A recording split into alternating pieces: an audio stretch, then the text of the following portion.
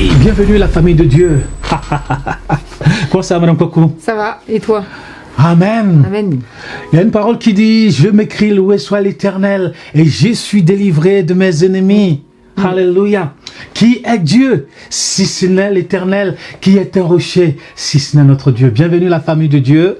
Eh bien, nous sommes heureux de vous avoir avec nous encore ce matin. Vous êtes sur la bonne chaîne et nous voulons partager ces moments avec vous. Que Dieu vous bénisse dans le nom précieux de Jésus-Christ, notre Sauveur, le merveilleux, le glorieux, celui qui vit d'éternité en éternité. Alléluia. Et nous voulons partager ces moments avec vous. Et ce matin, nous voulons prendre la parole de Dieu et nous voulons partager ces moments avec vous. Amen. Nous allons prendre, on n'a pas besoin de le prendre. David va dire dans le psaume 23, chapitre combien? Verset 5. Verset 5.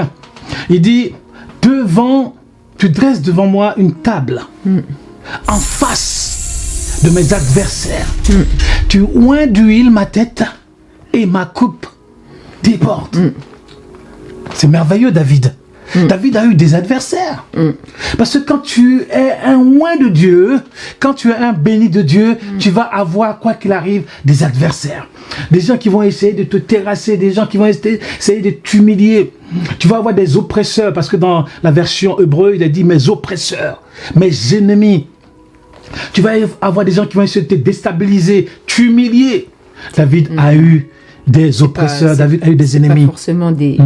C'est vrai, il y a des oppresseurs, mais ça peut être aussi une situation, ça peut être aussi une maladie, ça peut être de l'angoisse, ça peut être de la peur, ça peut être une période difficile, ça peut être une séparation, ça peut être un deuil. Il y a tellement de choses qui sont là et qui veulent nous écraser, qui veulent nous oppresser, qui veulent nous faire oublier que le Seigneur est là avec nous. Alors vraiment, si tu nous écoutes ce matin, continue à nous écouter et tu seras fortifié, tu seras béni. Et tu auras la victoire sur toutes tes situations dans le nom puissant de Jésus. Dans le nom puissant de Jésus. Alléluia. Il est notre bon berger. Amen. On peut le lire, le psaume 23, verset 4.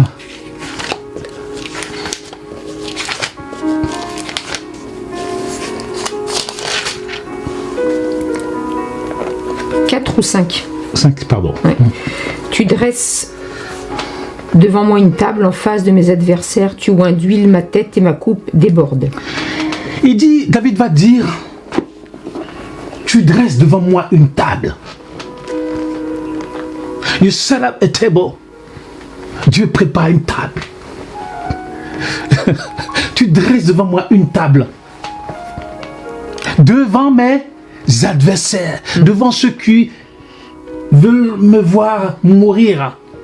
Et le titre de mon message aujourd'hui, c'est que Dieu vous donnera toujours la victoire devant vos ennemis. Amen. Non pas en cachette, mais devant ceux qui veulent vous humilier, devant ceux qui vous ont rejeté. Dieu vous donnera toujours la victoire devant your enemy. Il dit, tu dresses devant moi une table. Il n'a pas dit tu dresses derrière moi une table. Il dit, tu dresses devant moi une table. Devant mes adversaires, devant mes oppresseurs, devant mes ennemis, devant des incultes, devant des gens qui ne croient même pas en toi. Et tu oins d'huile ma tête, ça veut dire que tu es d'accord. Tu es d'accord avec moi. Tu oins d'huile ma tête, parce que je suis ton oint, parce que je suis ton enfant. Tu oins d'huile ma tête. Et la table que Dieu va dresser, c'est la table de la surabondance. C'est ce qui est écrit dans l'hébreu. La table de la surabondance. Et la coupe de la surabondance. Parce qu'il va dire, ma coupe déborde. C'est la coupe de la surabondance. Et Dieu ne fait pas les choses à moitié quand il veut nous délivrer. Dieu fait les choses extraordinaires. Il dit, tu dresses devant moi une table. Parce que quand la victoire va éclater, la victoire sera extraordinaire. Et les ennemis eux-mêmes, ils vont acclamer l'Éternel. Ils vont dire, non, ton Dieu, il est merveilleux. Ton Dieu, il est puissant. Ton Dieu, comme le peuple d'Israël qui sortait d'Égypte. Et que Dieu va les faire périr dans l'eau. Ceux qui étaient de l'autre côté, ceux qui n'ont pas voulu, parce que certains, je suis sûr, qui n'ont pas voulu traverser, emportés par la mer, je suis sûr que c'est On applaudit dans l'Éternel, il est merveilleux. Il ne faut pas oublier. Votre Dieu est merveilleux. Mais il ne faut pas oublier parce que quand on lit ces psaumes de foi, de détermination, de courage de David, on se dit oui, mais bon, c'est quand il était roi dans son palais, il avait tout en abondance. Non, non, en fait, il a écrit la plupart des psaumes. Il ne les a pas écrits quand il était dans son palais, dans l'abondance. Il les a écrits quand il était dans la galère. Quand il était un enfant, pas rejeté par son père, mais pas considéré. Il n'était pas considéré par son père. Il était le petit berger derrière les moutons et personne ne s'occupait de lui. Il a écrit les psaumes quand il était poursuivi par Saül et qu'il était obligé de se cacher dans les cavernes. Et c'est là qu'est vraiment toute la foi de David, toute la force que le Saint-Esprit a mis en David. Alléluia. Parce qu'en fait, il était peut-être dans la caverne, il était peut-être en train de paître les moutons, mais lui, il voyait plus loin. En plus, il parle au présent. Il parle au présent. Il voyait en fait l'image, il avait la vision, il avait cette détermination, il avait cette foi que le Seigneur vraiment, qu'il était, même s'il avait des ennemis, en fait, il avait une table devant ses ennemis, que sa coupe débordait. Même dans les galères, même dans les épreuves, il se lamentait pas. Il ne gémissait pas.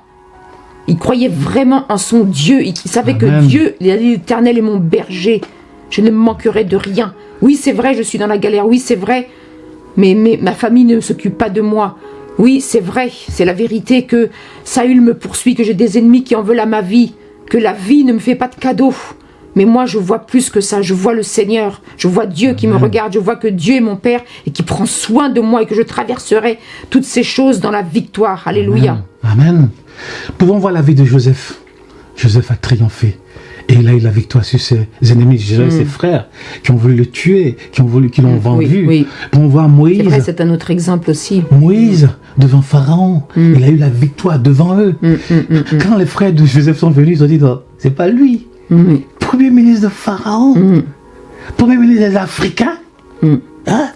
Parce que des fois, certains oublient que c'est des Africains. Les Européens, certains ont volé notre histoire. Hein? Ils volent tout. Ils ont volé notre âge, ils ont volé notre histoire. Ils volent tout. Pharaon blond aux yeux bleus. Bleu, ça n'existe pas. Non. C'est des Africains. Oui. C'est des Africains. Oui. Hein?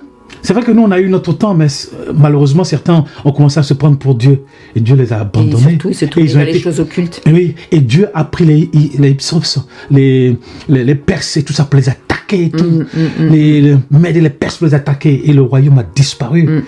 Et tout le peuple s'est éparpillé en Afrique. Oui, c'est ça. Tu vois, tout le monde s'est éparpillé en Afrique du Sud, en Afrique de l'Ouest, en Afrique de l'Est.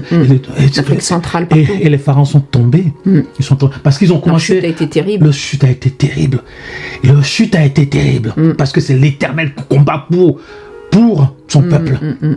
Tu vois, si aujourd'hui, si les pharaons avaient accepté Dieu, parce que Israël était là, oui, si les pharaons avaient accepté pendant 400 ans de se convertir, s'ils ont eu le temps d'accepter Dieu et de se prosterner devant l'Éternel, l'Afrique serait vraiment une puissance aujourd'hui, une puissance extraordinaire. Mais ils se sont tournés vers des choses occultes et tout ça. L'Éternel dit, ok, vous voulez vous amuser avec moi? Dieu va envoyer les plaies, tout ça. Après, ils n'ont pas voulu jusqu'à ce qu'ils soient frappés. Et c'est fini. Dieu a envoyé leurs ennemis pour les attaquer. Jusqu'à ce que l'Égypte disparaisse. Aujourd'hui, qu'est-ce qu'on a? On n'a que des pyramides, on n'a que des hiéroglyphes qui sont là-bas. Mais la plupart, c'était des Africains. Donc Moïse, qui est parti, Dieu est bon. Dieu veut toujours que le peuple se repent, que les gens viennent vers lui. Mais celui qui veut vraiment faire qu'à sa tête, eh bien, il va périr. Voilà pourquoi David dit, tu dresses devant moi une table. Et devant Moïse, le peuple a péri, enfin, l'Égypte a péri dans la mer. Élie, devant les prophètes de Baal. Élie, le feu va descendre du ciel et il va, eh bien, tuer les prophètes de Baal. On peut le voir aussi avec David, avec Goliath. Devant tout le monde. Dieu fait triompher son peuple, toujours devant. Tu dresses devant moi une table, en face de Goliath. Je triomphe, tu oinduis ma tête, ma coupe déborde, la coupe de la surabondance, la table de la surabondance. Et dans ta vie, c'est ce que Dieu veut faire. Dieu veut mettre une table de la surabondance. Alléluia. Et la coupe de la surabondance. Confie-toi en Dieu. Alléluia. Confie-toi en l'Éternel. Et Dieu ta victoire sera totale. Ta victoire. Dieu rit de nos ennemis. Dieu est assis sur son trône et il rit de nos ennemis. Parce qu'il sait que c'est lui qui aura toujours la victoire. C'est Dieu, c'est pas nos ennemis qui ont la victoire, mais c'est Dieu qui a toujours la victoire. Il rit de ceux qui nous attaquent, il rit de ceux qui veulent nous écraser, il rit de ceux qui veulent nous humilier, il rit de nos oppresseurs. Parce que Dieu est bon. Et Dieu connaît nos ennemis. Dieu connaît tes ennemis. Oui. C'est pour ça que eh bien, tu vas triompher devant tes ennemis. Ça veut dire que Dieu connaît tes ennemis. Et tes ennemis, c'est qui? C'est ceux qui ne veulent pas que tu aies du succès. C'est ceux qui ne veulent pas que tu aies de la réussite. C'est ceux qui ne veulent pas que tu prospères. C'est ceux qui ne veulent pas que tu ailles de l'avant. C'est ceux qui ne veulent pas que tu aies ce travail. C'est ceux qui ne veulent pas que tu aies ce poste. C'est ceux qui ne veulent pas que tu roules dans ta petite voiture. C'est ceux qui ne veulent pas que tu sois dans ta petite maison, même si elle est belle et tout. Il y a des gens qui ne veulent, ils veulent seulement que tu sois dans la souffrance. Ces gens. Ils veulent que tu souffres, que tu sois dans la maladie, que tu sois... Que ton couple ne marche pas. Que ton couple ne marche pas, que tu divorces, que tu sois pauvre. Ils veulent que tu mendies toujours. Ils veulent que tu tendes la main toujours. Ils veulent que tu tombes. Ils sont jaloux de toi. C'est ça, tes ennemis. Et puis si tu viens dans une voiture un peu normale et... Oui. Et ils cherchent à t'humilier. Mais toi, tu as toujours des petites voitures. Oh, voilà, exactement. Toi, tu as toujours des petites voitures. C'est pas important, ça. C'est pas important. La voiture n'est pas importante. Non. La voiture n'est pas importante. C'est pour avoir des crédits Exactement. et avoir des déficits. Et en plus, aujourd'hui, l'essence, le prix a augmenté, pas possible. Oui. Hein? Ouais, toi, tu es bien avec ta Zoé. Ouais, avec ma voiture électrique, bien sûr. Exactement. Et il me faut une Tesla bientôt. Il faut la Tesla, oui. Je crois que tu venais de dire que c'était pas important, la voiture. Mais nous sommes des hommes. Je suis un homme. Je suis un homme. Au moins, il faut quelque chose qui peut me faire plaisir un peu quand même. Bah, moi, je suis là. Ah, bien sûr, je sais. Non, je plaisante. Je sais que mon mari m'aime plus que sa voiture, quand même. Bien sûr. Dieu a un plan pour chacun de nous. Bon, en parenthèse, on rigole. Oui, on rigole. Dieu a un plan pour chacun de nous. Et ceux qui se mettront en travers de ce plan, Dieu les écrasera. Voilà pourquoi David dit, Dieu dresse devant moi une table. C'est-à-dire que Dieu est celui qui combat pour nous. L'Éternel est celui qui combat pour nous. Amen. On va prendre la parole de Dieu dans 2 Samuel 22. Qu'est-ce que David va dire? David va dire un cantique de délivrance de l'Éternel. David, vraiment, il a fait des psaumes extraordinaires. David connaissait Dieu. David connaît son papa. C'est vraiment inspiré du Saint-Esprit. Inspiré du Saint-Esprit. 2 Samuel 22, verset 4. Oui, c'est ça, je m'écris. Je m'écris, loué soit l'Éternel, et je suis délivré de mes ennemis. Est-ce que tu peux le lire, s'il te plaît? Et puis la suite aussi, si c'est possible. Je m'écris, loué soit l'Éternel, et je suis délivré de mes ennemis, car les flots de la mort m'avaient environné. Les flots de la mort, c'est-à-dire que ses ennemis l'avaient environné, exactement, oui. Les torrents de la destruction m'avaient épouvanté. Les liens du sépulcre m'avaient entouré, les filets de la mort m'avaient surpris. Dans ma détresse, j'ai invoqué l'Éternel, j'ai invoqué mon Dieu de son palais. Alléluia. Il a entendu ma voix et mon cri est parvenu à ses oreilles. Merveilleux. Ça doit être un psaume, ça. Oui, vas-y. Psaume 18. La terre fut ébranlée et trembla. Les fondements des cieux frémirent et ils furent ébranlés parce qu'il était irrité. Il s'élevait de la fumée dans ses narines et un feu dévorant sortait de sa bouche. Il en jaillissait des charbons embrasés. Alors, on va lire le 32. Verset 32, tu veux dire? Non, on va lire... verset 32, pardon, oui, 32. 32 à 44, oui, 32. Car qui est Dieu si ce n'est l'Éternel? Qui est un rocher si ce n'est notre Dieu? Car qui est Dieu si ce n'est notre Dieu? Car qui est Dieu si ce n'est l'Éternel? Qui est un rocher si ce n'est notre Dieu? Oui, tu peux lire la suite. C'est Dieu qui est ma puissante forteresse. C'est Dieu qui est ma puissante forteresse, oui. Et qui me conduit dans la voie droite. Alléluia. La suite. Il rend mes pieds semblables à ceux des biches. Il me place sur mes lieux élevés. Alléluia. Il exerce mes mains au combat et mes bras tendent l'arc d'airain. Merveilleux. Tu me donnes le bouclier de ton salut et je deviens grand par ta bonté. Alléluia. Tu élargis le chemin sous mes pas et mes pieds ne chancellent point. Ça, c'est merveilleux. Je poursuis mes ennemis et je les détruis. Il dit, je poursuis mes ennemis et je les détruis. Et la suite, c'est merveilleux tout ça. Et je ne reviens pas avant de les avoir anéantis. Je ne reviens pas avant de les avoir anéantis au nom de l'Éternel. Oui. Je les anéantis, je les brise, et ils ne se relèvent plus. Ils Alléluia. tombent sous mes pieds, tu me ceins de force pour le combat, tu fais plier sous moi mes adversaires. Alléluia. Tu fais tourner le dos à mes ennemis devant moi et j'extermine ceux qui me haïssent. Amen. Ils regardent autour d'eux. Alors ce psaume, il faut le lire. Ce psaume, Ouais, psaume 18. ce psaume exactement, le psaume Le psaume 18. 18. Et puis 2 Samuel 22, 32 jusqu'à 44, il faut le lire. Et vous allez voir comment l'Éternel est bon. Quand David décrit comment il a délivré de ses ennemis. N'est-ce pas merveilleux cela? Dieu est celui qui nous délivre toujours de nos ennemis. Si tu es fidèle à l'Éternel, Dieu est celui qui est fidèle à sa parole, qui est fidèle à l'égard de ses enfants. Persévère, amen. Et il faut persévérer. Dieu est celui qui est avec nous. Alléluia. Amen. La victoire est pour nous. La joie est pour nous. Il dit, il dresse devant moi une table. C'est-à-dire que la fête va commencer. La victoire est là. Alléluia. La joie est là. Nous sommes dans le bonheur. Bonheur et dans la surabondance avec Dieu. Notre Dieu est celui qui nous délivre. Et ma coupe déborde. Il dit, ma coupe déborde. La coupe de bénédiction déborde. La coupe de délivrance déborde. La coupe de joie déborde. La coupe de la paix déborde. La coupe de ça déborde. C'est merveilleux. Amen. Dieu est bon. Dieu est merveilleux. Regardez David, comment tout ce qu'il a dit, c'est... Et aujourd'hui encore, nous sommes sous la grâce de Dieu. Nous sommes sous la grâce de Dieu. Donc Dieu peut faire au-delà de ce que nous pouvons imaginer. Dieu peut faire même plus qu'il a fait au temps de David. Dieu peut faire plus qu'il a fait au temps de David. Nous avons simplement à placer notre foi en lui, notre confiance en lui. Et Dieu agira. Et nous sommes plus que David, parce que nous sommes enfants de Dieu. Nous sommes enfants de Dieu, nés de les Dieu. fils de Dieu, David était un héritiers de Dieu. serviteur, il Exactement. n'était pas un fils. Co-héritier de Christ. Co-héritier de Christ. Si seulement on pouvait comprendre toutes les grâces. On a du mal à comprendre. Tellement on se voit tellement misérable et tout Oui, ça. puis on regarde nos problèmes plus Regarde. qu'à Dieu. Mhm.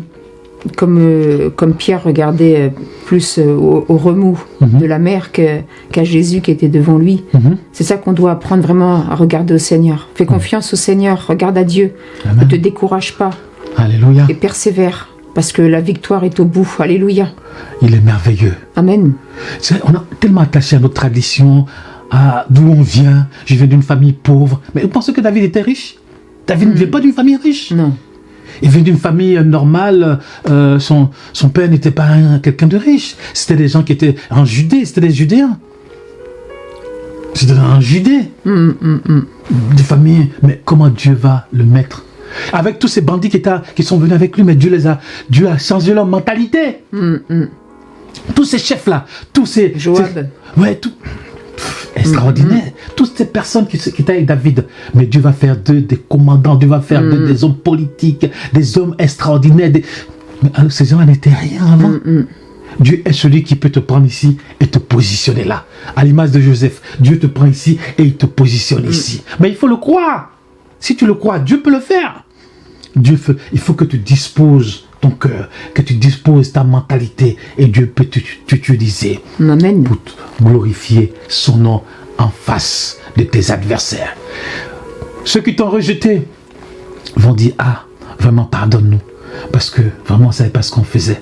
Ceux qui ont essayé de t'humilier, ils vont dire, ah, vraiment, avant on t'a critiqué, vraiment, avant on t'a combattu, mais maintenant on reconnaît que l'Éternel est Dieu. Qui est Dieu si ce n'est l'Éternel? Et là, ils peuvent applaudir pour dire, vraiment, ton Dieu est extraordinaire, ton Dieu est puissant, ton Dieu est merveilleux. Amen. Ce n'est pas seulement que des paroles, ce n'est pas des paroles en l'air, c'est la vérité. Amen. Dieu est bon.